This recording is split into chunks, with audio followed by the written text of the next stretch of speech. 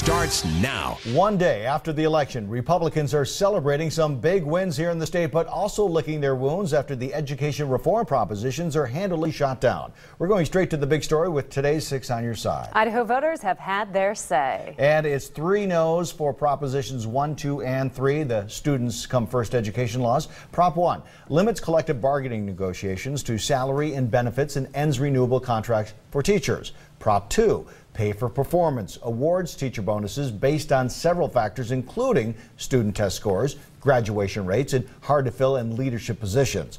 Prop 3, technology in the classroom, would bring laptops into every high school classroom statewide for students and teachers. Today, we talked to both sides, the Vote No campaign leaders and the governor, about what happens next. Jennifer Ah has the latest in this Red, White, and Blue report. Michelle, Dawn, voters turned down the education reform laws that were passed by the legislature in 2011, and it wasn't even a close race. We talked to education and government leaders about what this means for Idaho students. It was a major victory for those against Idaho's education reform laws.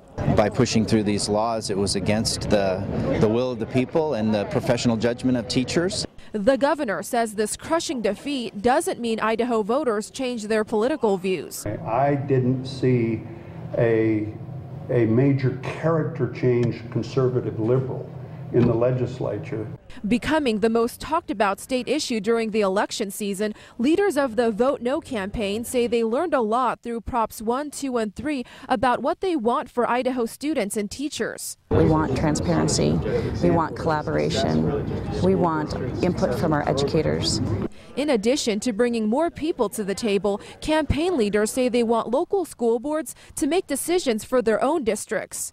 Governor Otter, a major supporter of the Students Come First laws, says he's ready to have that talk. Say, what can we accomplish and how quick can we accomplish that, and whom do we have to have in the room to accomplish that? What we need to do is take each problem and sit down and say, what did you like about it? What didn't you like about it? If you had a chance to change it, how would you change it? I think we have a lot of work to do. Both sides say they hope to negotiate and find compromises in dealing with the education reform laws.